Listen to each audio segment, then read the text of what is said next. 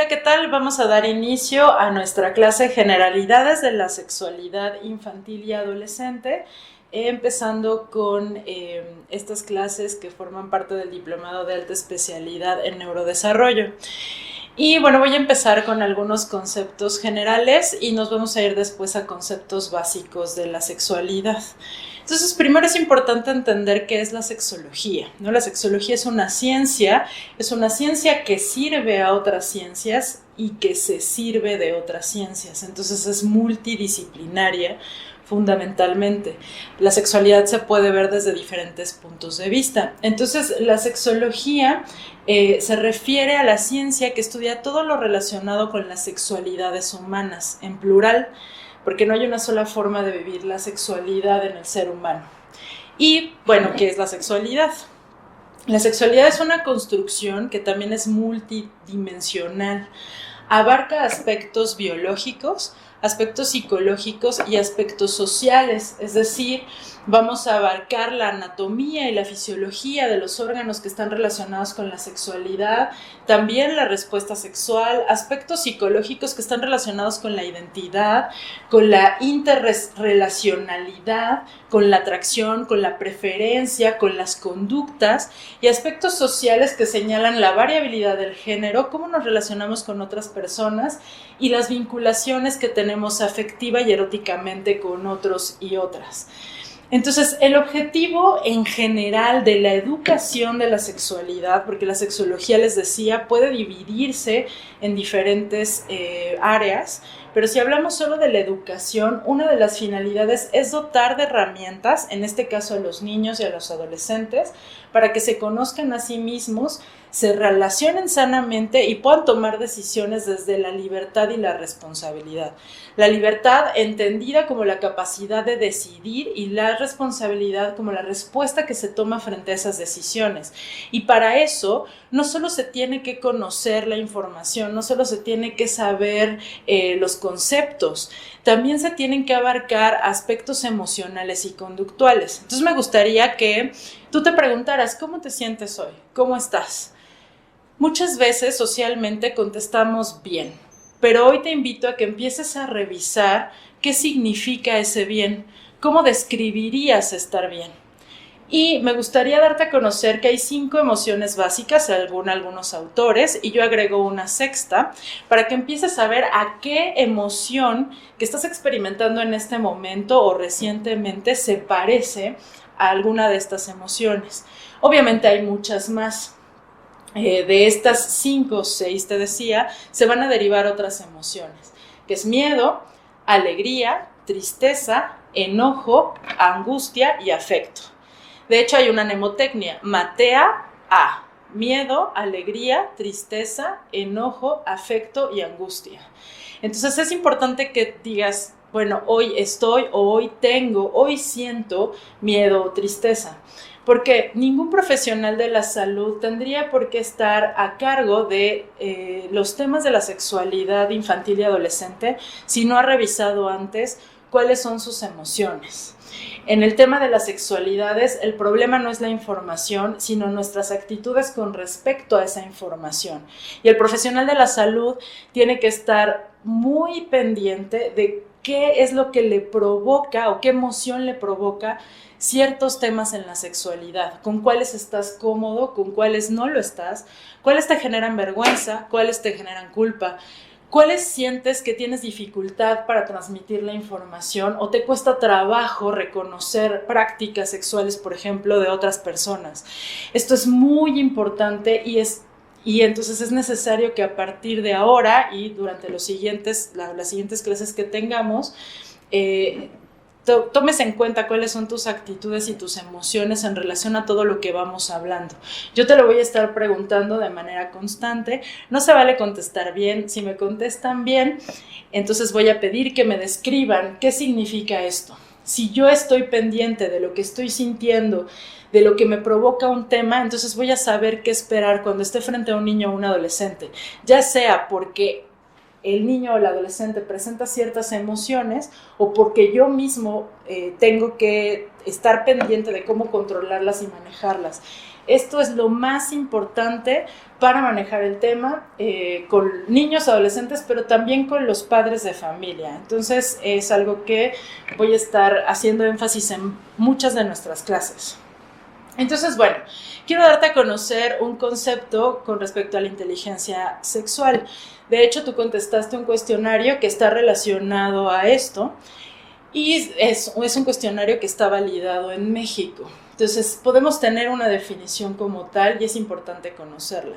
La inteligencia sexual es un concepto que va a determinar nuestra capacidad de poseer o desarrollar información, ciertos conceptos de nuestra vida sexual en función de nuestros conocimientos sobre el tema, el reconocimiento y la expresión de nuestros propios límites, deseos, sentimientos y necesidades y del respeto a la expresión sexual ajena. Entonces, este cuestionario midió todo esto, ¿no? Entonces, en México tenemos baja inteligencia sexual. Los adolescentes, por ejemplo, pueden salir muy bien en conocimientos, a veces mucho mejor que muchos adultos. Sin embargo, en actitudes con respecto a su propia vivencia de la sexualidad y con respecto a la vivencia de la sexualidad de otros, sí nos califica este cuestionario muy bajo. Te decía que vamos a estar revisando ciertos conceptos de las generalidades de la sexualidad infantil y adolescente. Entonces, uno de esos conceptos son los juegos sexuales. ¿Qué es un juego sexual?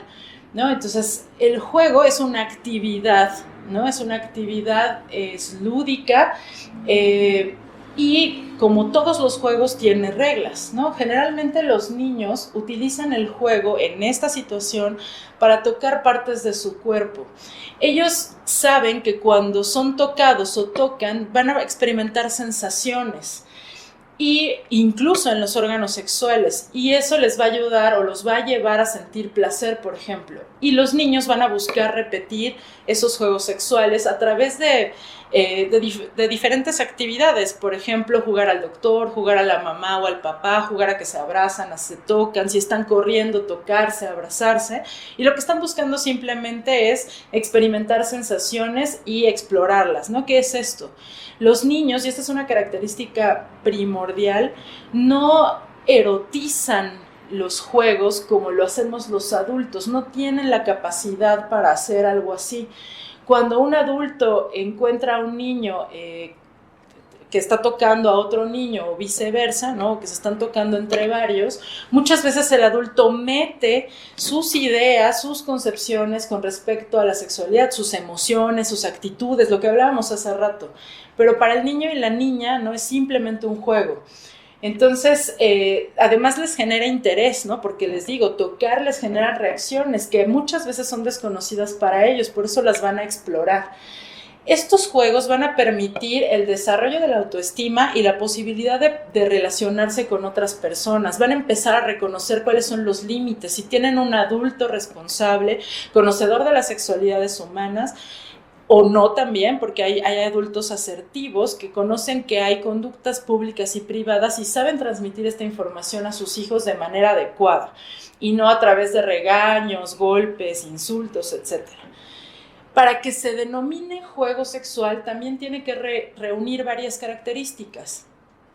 Una de ellas es que sea libre y voluntario. Nadie se tiene que sentir obligado a jugar a nada. Nadie tiene que ser obligado a participar. Que los integrantes de este juego sean aproximadamente de la misma edad. Aquí la edad cronológica no es tan importante como la edad de desarrollo psicosexual, ¿no? Psicológico y emocional, y también la edad con respecto a qué conocimientos están teniendo. A diferencia de otras generaciones, los niños y los adolescentes de hoy tienen acceso a información que otras generaciones no tuvo. Entonces, aquí se están despegando mucho en información y en conocimiento con respecto a las sexualidades. Niños y niñas en la misma edad del desarrollo van a presentar información muy disparada. Quien tiene acceso a la información a través de redes, de páginas de internet, de revistas, de libros, etcétera, versus quien no la tiene, va a dispararse muchísimo la información. Por eso es importante considerar cuál es el desarrollo psicosexual que tiene, y eso incluye los conocimientos. Entonces, esta edad tiene que ser muy similar. También hay que cuidar el desarrollo emocional. En México no existe inteligencia emocional, ¿no? O apenas está tratando como de incorporar a diferentes escuelas y a la educación. Entonces, hay niños que manejan mejor sus emociones que otros. Entonces, también hay que tomar en cuenta eso para determinar si son de edades similares los niños y las niñas que están conviviendo, ¿no? Además de en estas reglas, ¿no? Alguno o varios de los menores no debieron de haber tenido experiencias previas, les decía, con material sexual explícito o con estímulos sexuales específicos, ¿no? Es decir, un niño de preescolar con un adolescente hay una marcada diferencia, no solo del desarrollo, sino también de información. Entonces, esto es importante cuidarlo para que el juego sexual cumpla las reglas. Y además que no solo compartan juegos sexuales, es decir, que no solo busquen explorar el cuerpo, sino que sean capaces de jugar diferentes cosas, de leer, de participar en diferentes actividades. Y además que no pidan guardar el secreto, puesto que generalmente los niños cuando están explorando saben que es algo o que forma parte de su vida, es un deseo natural, es un deseo que está ahí, es habitual. Entonces no tendrían por qué solicitar que se guarde el secreto o algún castigo, algo así, ¿no? Entonces, estas son generalidades. Por supuesto, a lo largo de las clases vamos a ir descubriendo otras reglas de los juegos sexuales y también la diferencia que tiene con la violencia sexual infantil, que es uno de los últimos temas que vamos a ver en el diplomado. Entonces, otra vez, desde las generalidades, ¿no? En todos los temas sexuales, o tomando en cuenta todos los temas de la sexualidad, debemos evitar prohibir, debemos evitar no hablar del tema, ¿no? Sobre todo los profesionales de la salud tenemos responsabilidad de hablar de estos temas con los niños y los adolescentes, tenemos la obligación de preguntar, sobre todo a los adolescentes, ¿no? E ir midiendo cuál va siendo el desarrollo psicosexual de estos niños. Entonces, no nos toca callarnos, nos toca preguntar y explorar como parte de la historia clínica los aspectos sexuales de niños y adolescentes. Evitar disfrazar la verdad. No sirve, por un ejemplo muy común, hablar la fecundación con abejas y flores. Hay que dar la información científica utilizando los nombres que un niño y una niña pueden entender perfectamente bien. Se pueden utilizar esquemas, se pueden utilizar modelos anatómicos. También hay que evitar dar explicaciones de más. Los niños y las niñas, y ustedes lo saben más que yo, dependiendo del nivel de desarrollo, van a tener un tiempo de atención a lo que se les esté diciendo, entonces hay que cuidar mucho esto. Hay que evitar atacarlos, ¿no? O juzgarlos, ¿no? Hay que evitar meter nuestros juicios a lo que nos está contando o compartiendo un niño o un adolescente. Evitar mentir, evitar descalificar o desconfirmar al niño, que estas son conductas clasificadas como violentas. Evitar alterarse y gritar o darle órdenes al niño o al adolescente, o calificar como enferma una conducta que nosotros no entendemos o que nosotros creemos que está mal, hasta no haber investigado el tema y sobre todo haber trabajado en actitudes y emociones con respecto a él. ¿Qué sí se puede hacer? O sea, ¿qué sí tengo que hacer como profesional de la salud? Enseñarle al niño a realizar acuerdos, enseñarle cuál es la información que es adecuada para su edad, hablar del tema. Entonces, de acuerdo a su desarrollo, decir la verdad, ser específicos, son muy claros, simples y concretos con los niños, respetarlos en todo momento. Si los niños o los adolescentes desean guardar silencio, hay que respetar ese silencio y decir que podemos retomar el tema en otro momento o en otra consulta. La información que proporcionemos debe estar basada en evidencia, no importa si lo decimos con dibujos o esquemas. Tenemos que confirmar que el niño recibió la información que nosotros la dimos, cómo la dimos. Hay que trabajar, doctores y doctoras, con nuestras actitudes. También se vale decir, no sé cómo contestarte esta pregunta, a lo mejor sí tengo la información, pero no sé cómo pasártela, déjame investigar y la próxima vez que nos veamos te doy la información. Siempre, todo lo que prometan, tienen que cumplirlo. Los adultos somos modelos de los niños. Esto no solo aplica a los padres de familia, sino también a los profesionales de la salud y, por supuesto, de la educación. ¿Qué es lo mínimo que debe conocer un menor con respecto a las sexualidades humanas, lo mínimo, es decir, todos los niños, niñas y adolescentes tendrían que tener por lo menos esta información, así no supieran nada más, esto no debe faltar. Y eso es las partes del cuerpo, incluidos los órganos sexuales, pélvicos externos e internos, cuál es su función, cómo están formados. Lo tienen que saber, tienen que conocer los nombres científicos. No está mal que utilicen otras formas de mencionar los órganos sexuales, pero hay que decirles que el término es popular, es común, se utiliza en la familia, se utiliza allá afuera, pero el término correcto del órgano sexual es este.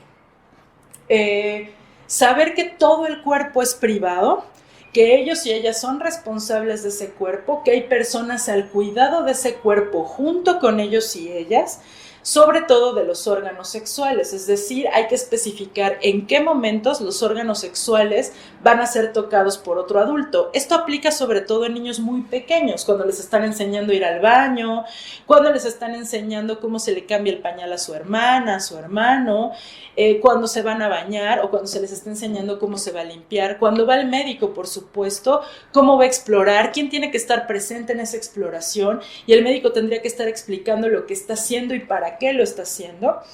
También tiene que conocer la diferencia entre una conducta pública versus una conducta privada. Hay muchos ejemplos y es importante dárselos, que los conozcan, los reconozcan y los apliquen en su vida cotidiana. Esto no va a suceder si los padres de familia no respetan las conductas públicas y privadas. Por lo tanto, siempre hay que conocer el contexto de la familia.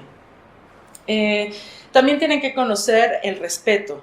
Lo tienen que conocer, practicar, y lo tenemos que practicar con ellos los adultos, por supuesto, ¿no? El respeto a la privacidad, a las reglas básicas de convivencia con los demás, y la importancia y el significado de la palabra no y principios básicos del consenso, ¿no? O sea, le tenemos que explicar cuándo se guarda un secreto, cuándo no se guarda un secreto, para qué pudiera llegar a guardarse un secreto, pero lo más importante de esto último es que para que el niño pueda entender perfectamente bien lo que significa la palabra no, nosotros los adultos tenemos que respetar el no.